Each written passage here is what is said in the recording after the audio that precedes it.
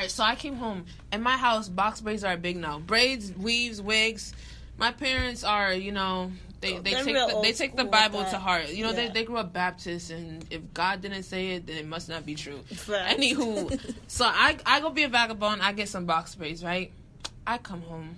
And mind you, this girl looks good. I looks good. She looks good. I look good. I sent the group chat pictures. You know what I'm saying? You can't even let her be around your man. Like, she will take your man with them box braids. Listen, I looks good. It was the chunky bob ones, you know. It wasn't too chunky. It was medium size. You know, nice thick, you know, with the side part, swoop. I came home feeling myself. But my heart started beating from outside the door because I already knew I committed a crime. My mom's descending the stairs, okay? I can't explain to you how my house looks, but just know she's descending the stairs and I'm coming home.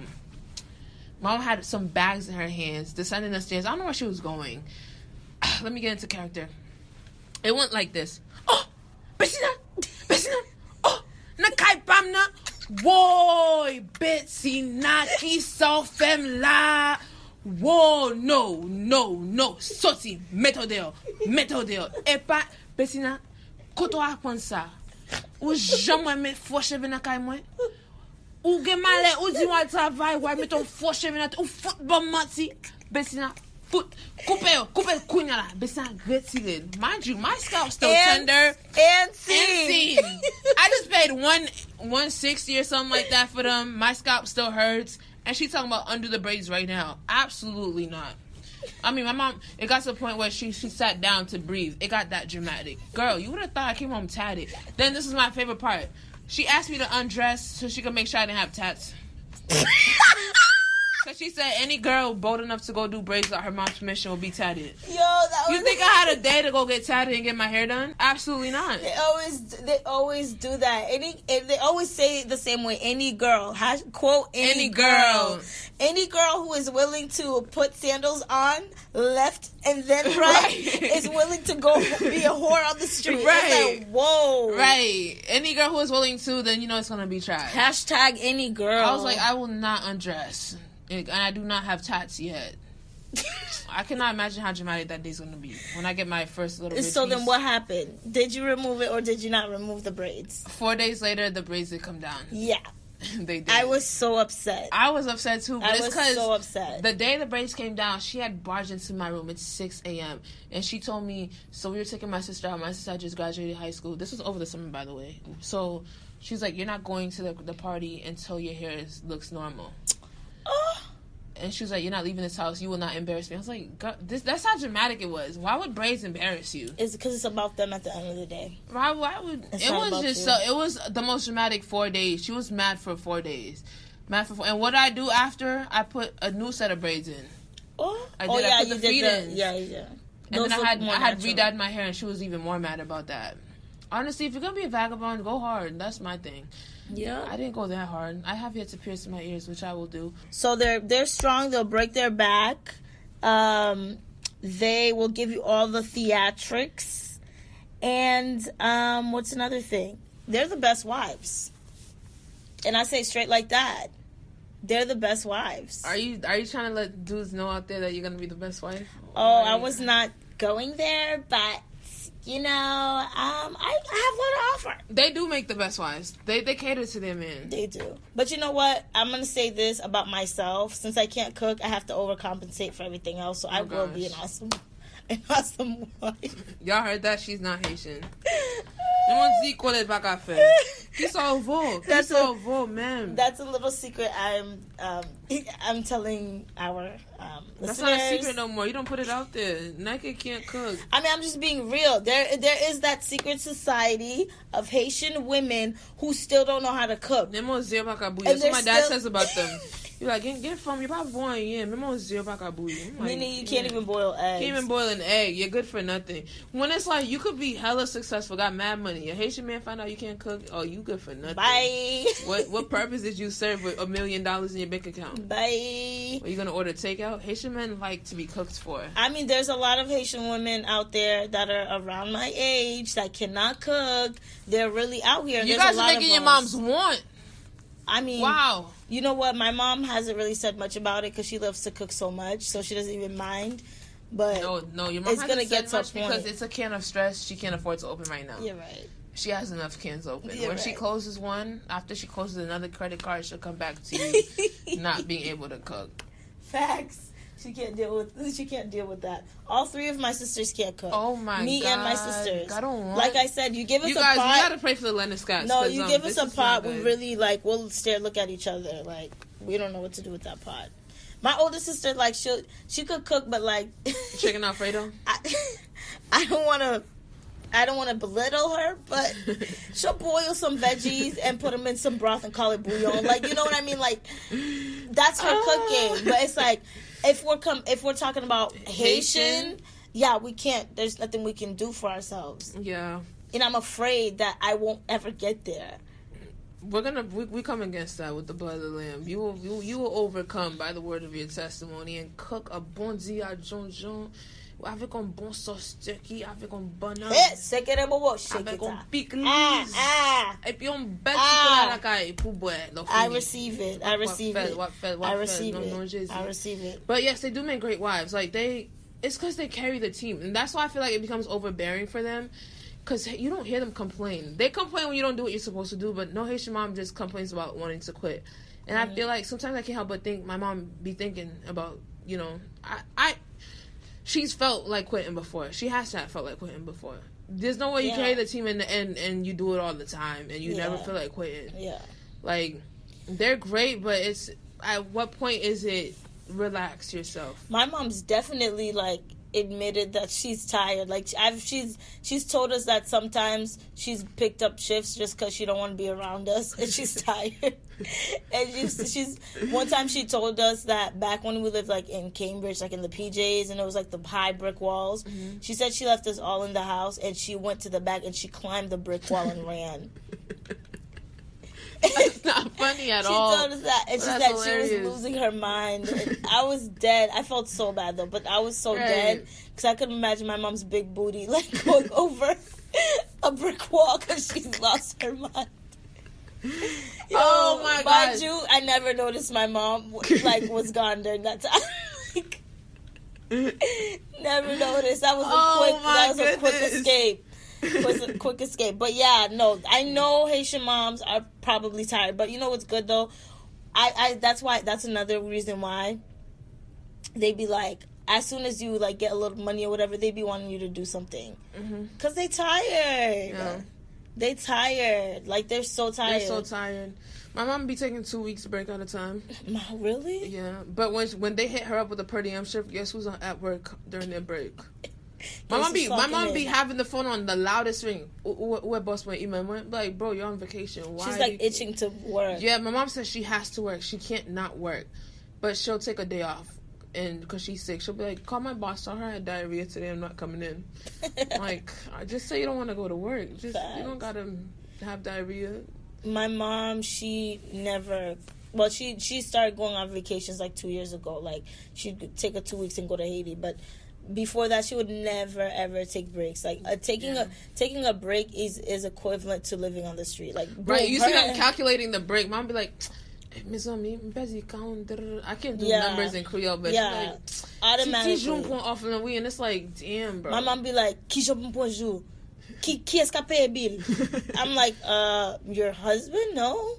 Yo, she be mad when we say that. She be like, what? I'm not gonna embarrass my dad on here.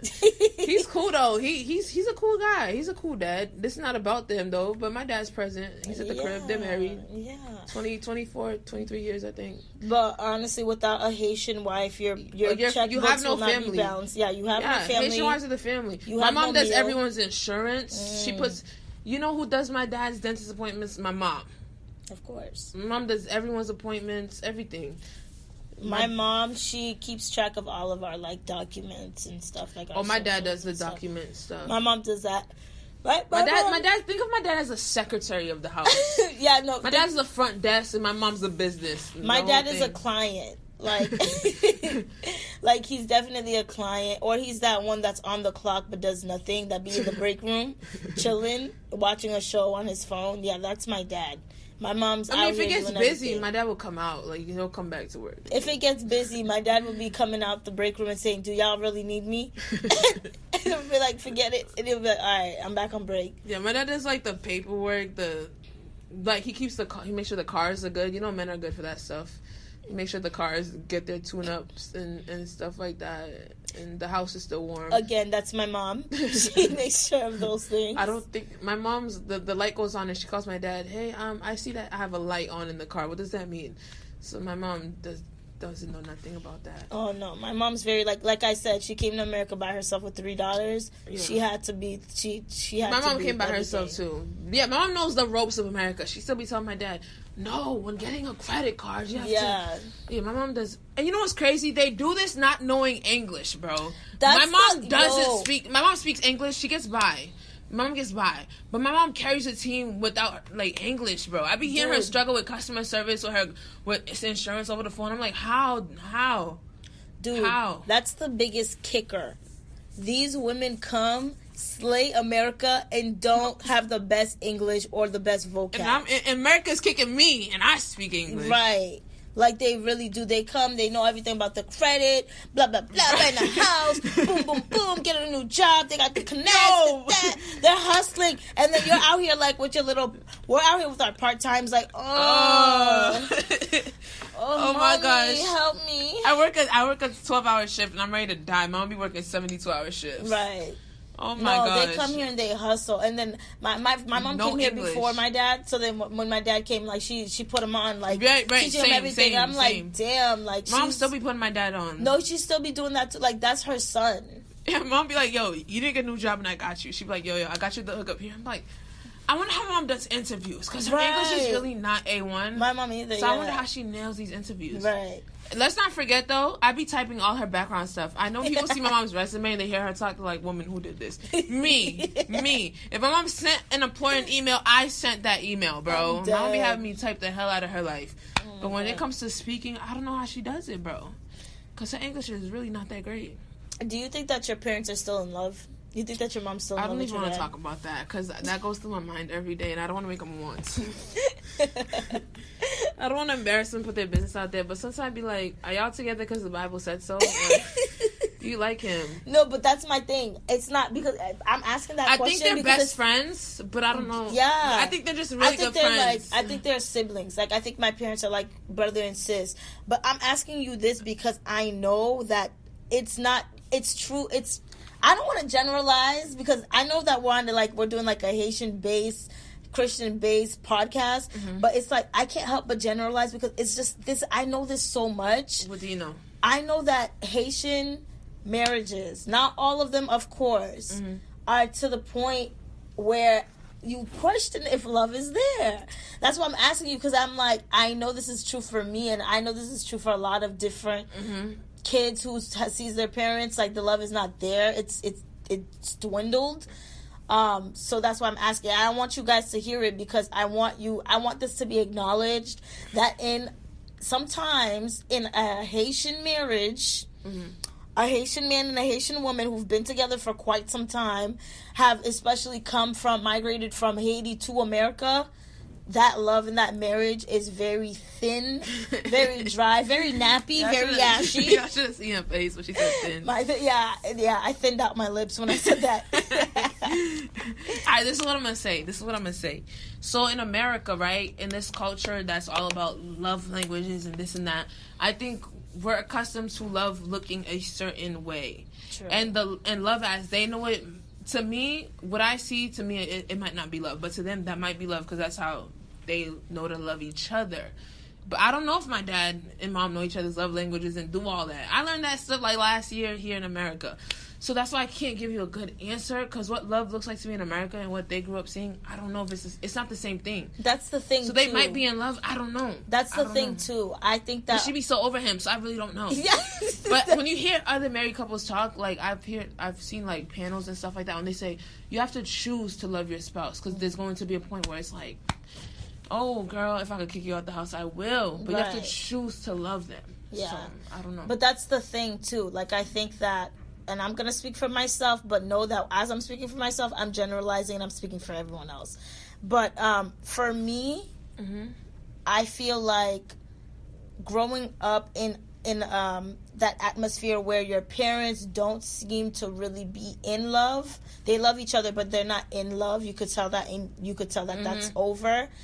And you grow up seeing that, it distorts your vision of like what love is. Yeah. So it's kind of like, I've been to panels too where they're speaking about love and they're speaking about marriages and stuff like that, and it's like, I find it so cool, but I can't understand it because I've never ever seen it.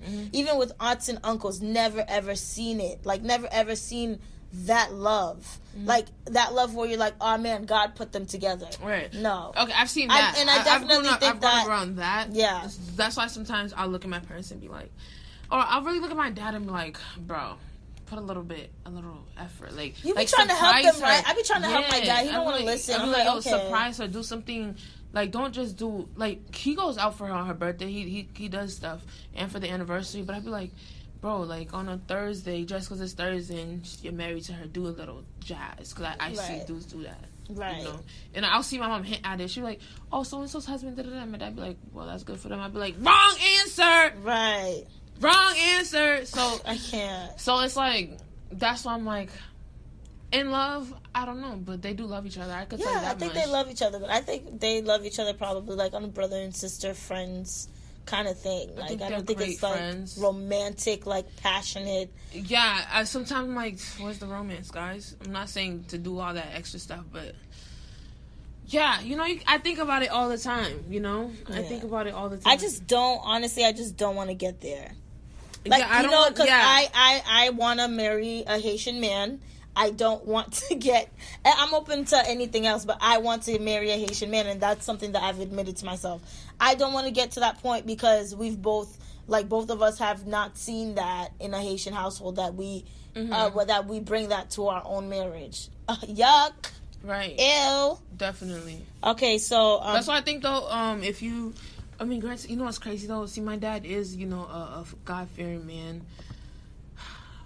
That's why, so it's about to cancel out what I'm about to say. But I was gonna say, you know, if your man is really after, you know, God's heart and truly loves God, I feel like he's going to love you in the way you should be loved if he understands you through, you know, the love of Jesus Christ. And I feel like, by default, you know, the romance should be there, but then again, other factors come into play. Yeah, but I'm saying, you know, if he's really, you know, if he's chasing after God's heart, I feel like you can't miss. But another thing is that I want to say, I don't want to get too off topic, but this is a good conversation, but I don't want to get too off topic. We're still talking about Haitian moms and their qualities or whatever. We're still on marriage. But I was going to say that a man who's after God's heart is also concerned about other people's heart. You know what I mean? I kind of feel like sometimes, and I'm not trying to make my dad sound awful. He does the best that he can. And I say that all the time. Watching him, I factor in his childhood and all this stuff, so I know what he lacks.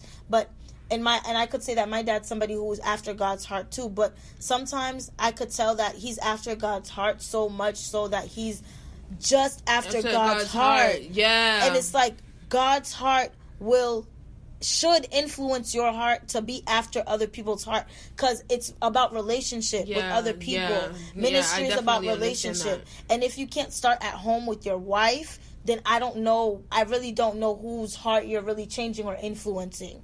You know what I mean? And I think that I think that sometimes Haitian men, I'll say Haitian fathers in a marriage with another Haitian woman for a long period of time, I'm getting real specific now, they can lose track of what really matters in their marriage. Like, other things will become priorities, and it's like, your wife is in your face. Honestly, she's not looking for you to clean. She's not looking for you to massage her feet. She's looking for you to love her. Yeah. She's looking for you to say she's beautiful. You know, something like that. But you can't crack a Haitian man, like a seasoned Haitian man with that kind of theory or whatever. Yeah, no, I definitely get that.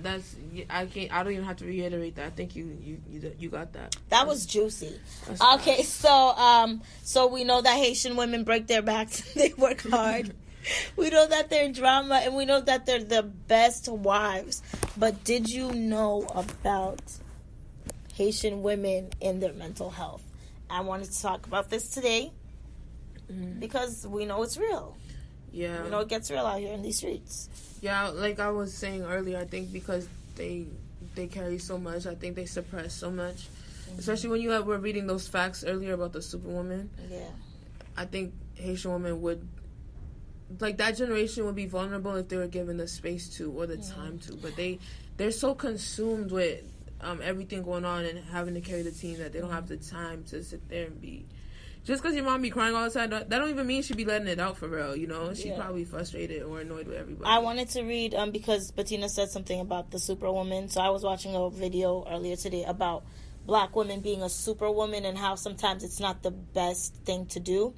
So some characteristics of a superwoman from the perspective of a black woman, or this is somebody studying them. They feel obligated to be strong. They feel obligated to suppress emotions. They feel obligated to resist vulnerability or dependence and help from others. They have a motivation to succeed despite limited resources, and they prioritize caregiving in contrast to balancing their own self-care. Mm-hmm. So what you were just saying about their emotions, were you saying that they kind of like they don't have the space? Yeah, they don't have the space to express their emotions. They don't. Because they got to be there for everybody. And I think, and you know what's funny? This is so funny. Last night, I had revelation about my own, like, emotional, like, incompetency. Is that the word? Whatever. I had revelation about that. And I was just thinking about a Haitian mother's emotional, I don't know. Diversity. I don't even know how to say it. Mm-hmm. Damn, I need to read a book. But like, like they're not like they know so few emotions, mm-hmm. because that's all they've been able to express. Like I could say, like they've been able to express anger, they've been able to express frustration, mm-hmm. they've been able to express joy, and stuff like that. But I feel like they haven't been allowed the space to express sadness or express grief, mm-hmm. because they have to continue. They have to keep going. Because if their back breaks for real this time, the whole family's broken, and it's going to be their fault. And you know, Haitian mothers have that guilt. Yeah. They be feeling so guilty because they feel like everything because everything's on them. You know what I mean? So that's one of them, the suppressing their emotions part, and they're not having that space to be vulnerable. I think that guilt thing is so real. I think it goes back to when you and your sister was talking about emotional abuse. Oh, yeah. I think some of them have dealt with that growing up. Mm-hmm. Especially the ones that grew up with stepmothers. Yeah. The ones that grew up in those blended family situations where they had siblings from their dad or moms had 1,100,000 kids. Mm-hmm. I think all that stuff plays a role. I think Haitian moms or women are so strong, but like they're mentally, like, they need a lot of help, and they won't admit it. They won't sit down and say, like, they won't go to counseling because they got pride. Yeah. They don't think they got to talk it out. What is counseling? You know, they'll take it to prayer and leave it there. Granted, prayer is good, church is necessary, but I do think counseling can go hand in hand. Yeah, I think God puts these people here on earth to help us work these things out. Remember when we were talking about, like, what is even that word for depression? Like, is there even a word for that in Creole? I don't know. I thought it was just depression.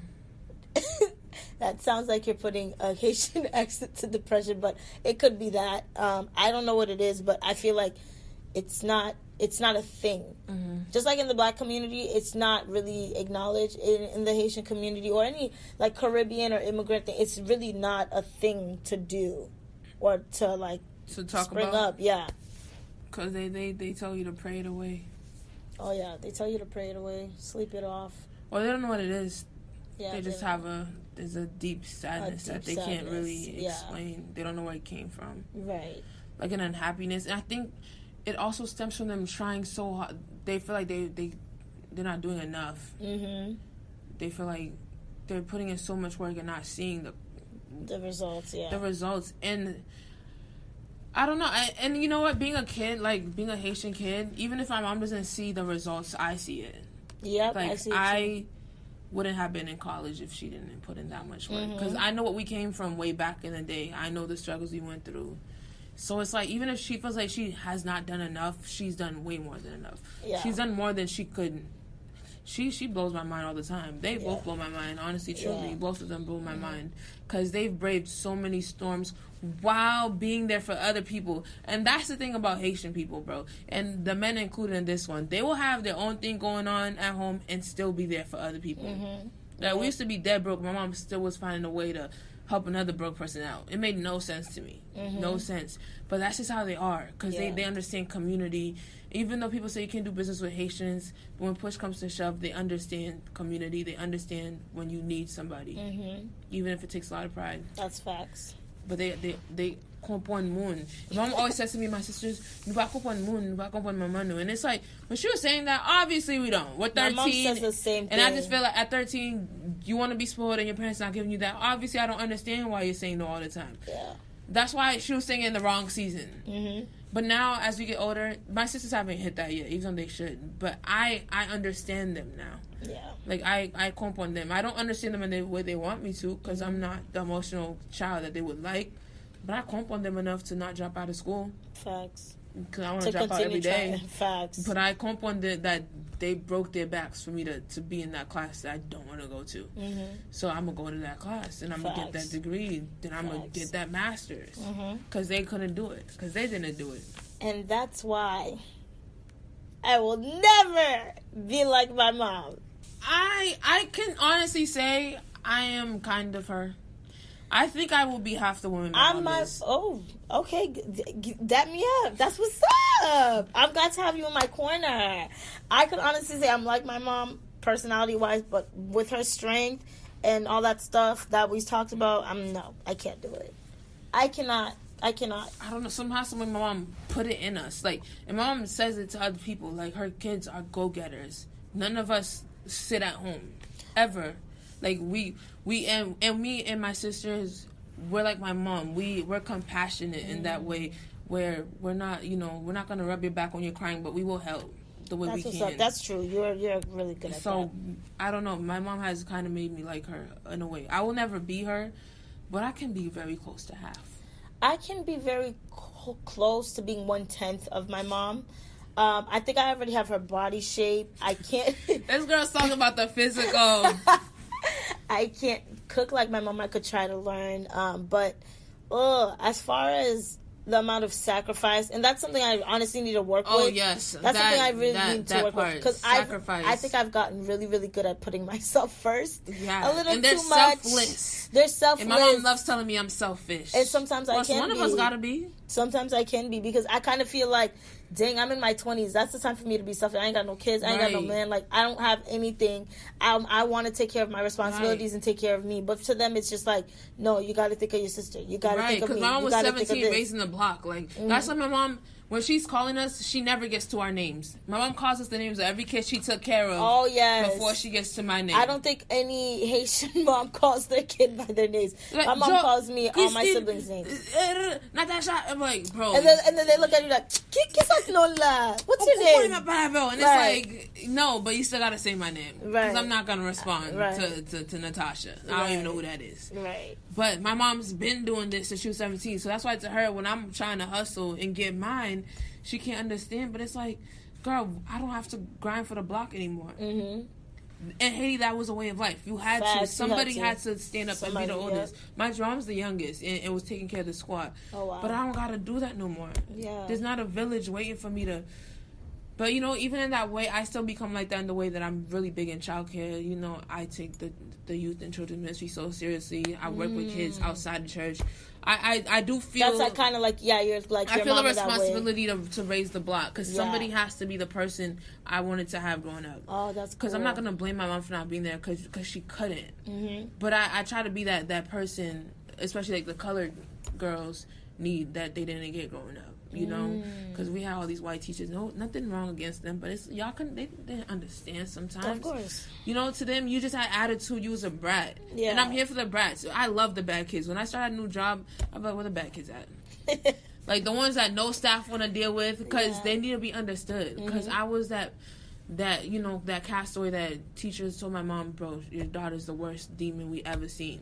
But I was just misunderstood. I wasn't bad. I wasn't a vagabond. They just hated my attitude, but I was just misunderstood. And I'm here for those kids now.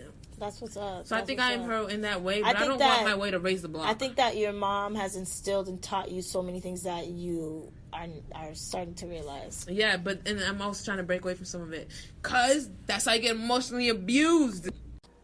They carry the team on their backs. And this may not be facts for everybody. We know there's some people that, you know, your dad was the GOAT and your mom probably wasn't the best. But for the most part, Haitian moms are the GOATs. Facts. They are the pillars of our culture. They carry the team upon their back. Oh, right. Like, I be looking at my mom carry the team. Literally. Oh, my mom carries the whole thing. Like, without my mom... My mom carries our team, other teams... The team. She's a team carrier. Yo, God forbid my mom... I mean, well, she has to go someday, but God forbid... Not anytime soon. Anytime soon.